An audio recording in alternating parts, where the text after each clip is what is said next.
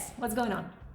Long story short, I'm a Swiftie, and as every human Swiftie in the world, I'm waiting for my turn to attend the Eras Tour, which will happen in a couple of months from now. Yeah, and as every human Swiftie in the world, of course, this fall I attended the Eras Tour movie in movie theaters, and my boyfriend went with me. Not because he's a Swiftie, just because he's a really awesome boyfriend. I promise I'm going somewhere with it. When the movie was over and the last chord of Long Live was played, I turned to him and I said like, well, isn't it like the most awesome, great, awesome thing you've ever seen ever, right? Right? And he said, well, management is impressive. But like, did you see Taylor do the transition to Look What You Made Me Do, or Don't Call Me Kid, Don't Call Me Baby, or, you know, like, are you allergic to awesomeness? But let's face the music, management is impressive. Because what they did with Eras Tour, it's crazy. Because there are lots and lots of things to manage to organize, and it actually really impressive. Just to be clear, I never worked on the Eras Tour, but as a manager and as a Swiftie, I thought this would be a really fun thing to do, to try and build some sort of a case study and try to figure out, make assumptions on what they actually did while working on the Eras Tour.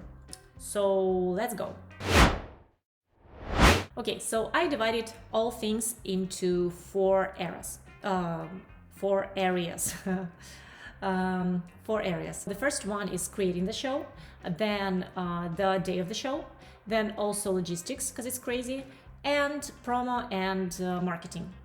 So let's go with the first one, which is creating the show. Obviously, there were like millions of tons of things they had to do to create the show, and I just, divided the general picture into some parts, into directions of what they had to work on, and made some sort of a helicopter view of how it could look like. First of all, let's remember that the whole thing is based on her story. So basically the show has been created for 17 years, but at some point Taylor came up with the idea, as we know, right, to sing all the albums in one show, everything she created. But then they, most probably had to come up with a scenario.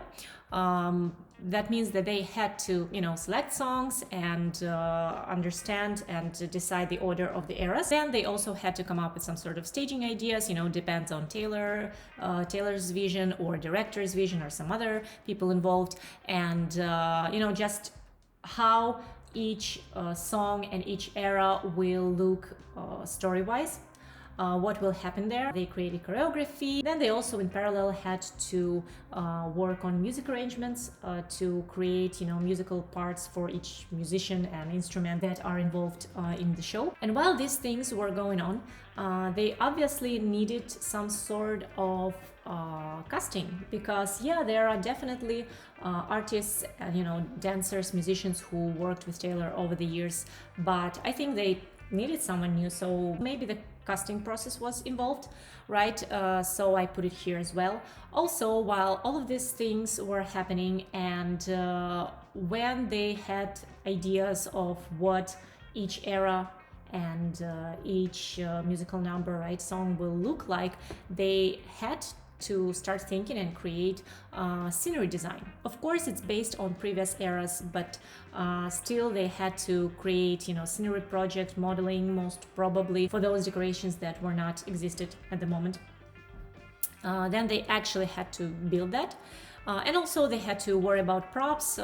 It's a little bit, less challenging, but I put it here. The next thing is tech stuff like lighting, which we know is crazy, sound and video motion design, because all the scene is showing some pictures and designs, and it's crazy. Hey, I've been thinking, let's start counting how many times I will say crazy in this video. And also costumes are really important. Maybe lots of actually famous and great and legendary designers worked on Taylor's costumes.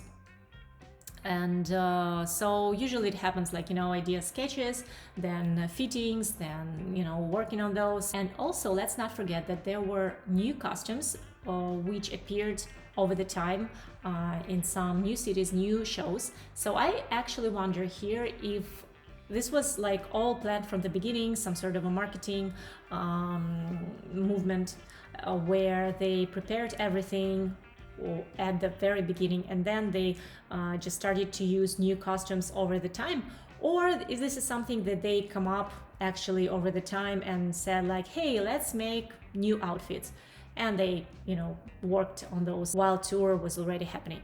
That's interesting. While tech guys and designers and all of these people were working on decoration, scenery, props, visual effects, costumes and everything, actually artists like dancers, tailor, band had to start rehearsing, right?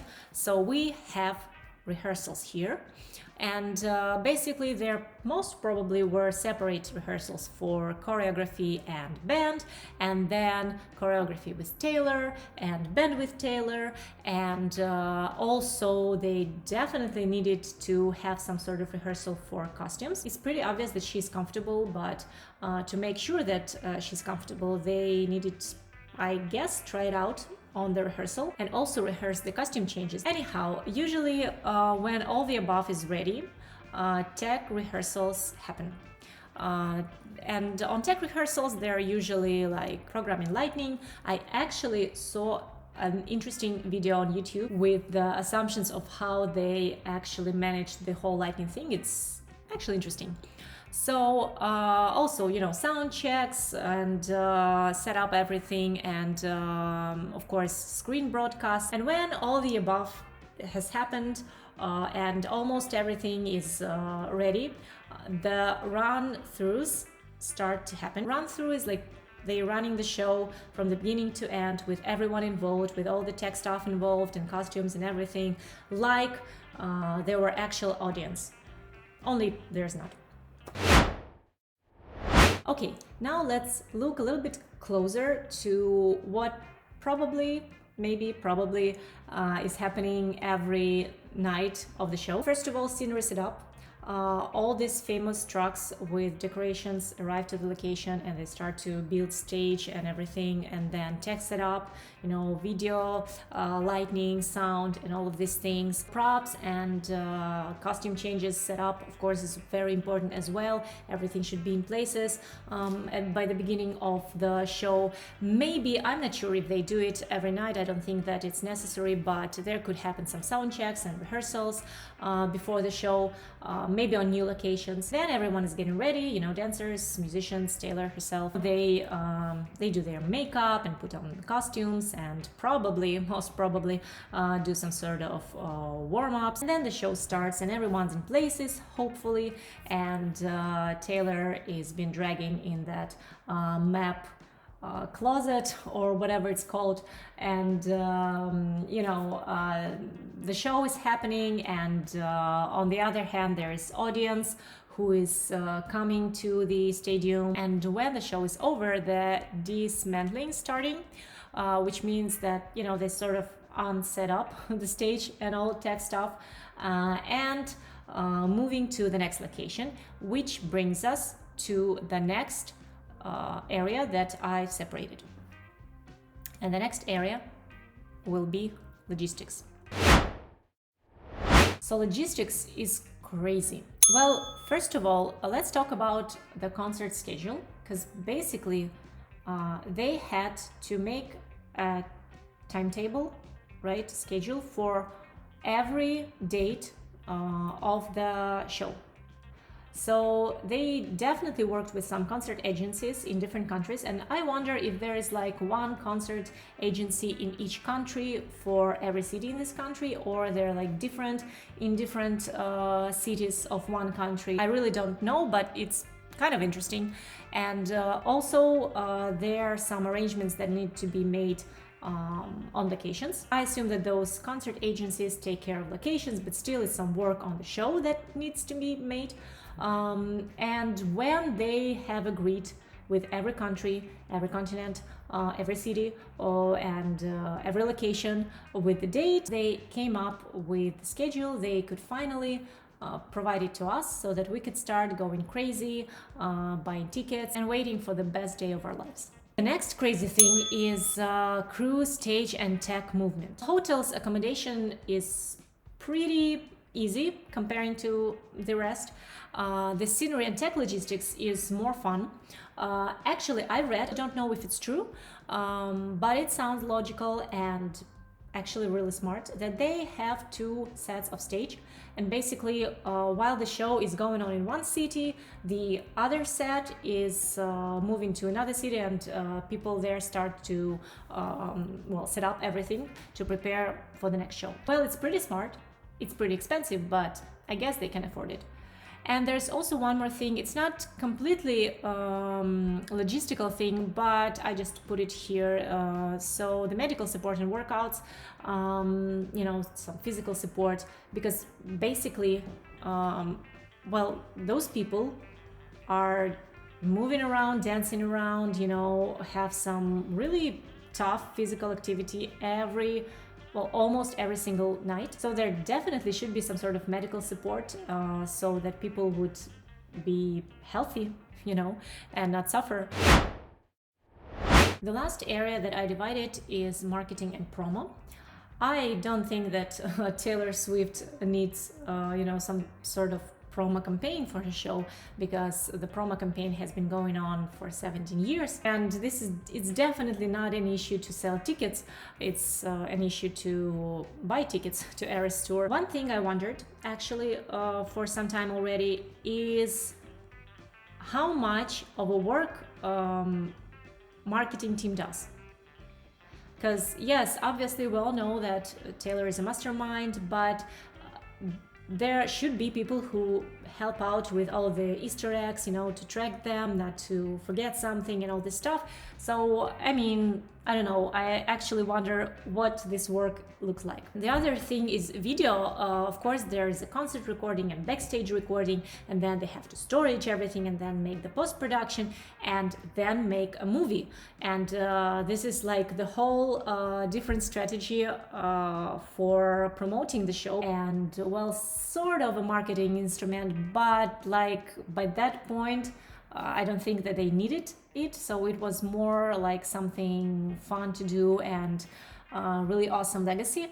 But still, what else? Ticket sales. Well, first of all, they had to come up with some sort of ticket pricing strategy. And also, I don't know if they actually invented it or it's something that already existed, but this bot protection system, if you don't know what happened there, I will tell you, because I actually passed the test. Basically, to buy ticket, you had to register first. If you haven't registered, you couldn't buy tickets, at least at reasonable price. Of course, you can buy, unofficial tickets from those who were smart enough to buy those, but it will be like 3, 5, 10 times more expensive than the original prices. And there's also merch, but nothing to talk about here. So this was my idea of the helicopter view on the Eras tour management. I understand that there are millions of other details that were involved, and I don't know, it's crazy amount of information to manage and to track and not to lose anything, and it's really, really impressive how they did it. Let me know in the comments, maybe I got something wrong, or maybe you have your view on what's happening there. Thanks for watching. Go check my other videos and see you in the next one. Bye.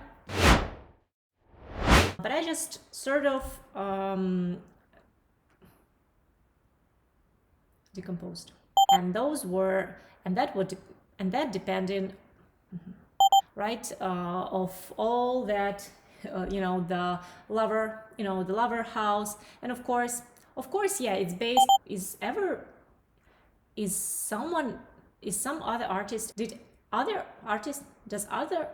Do other artists of the helicopter view of the Terrace tour?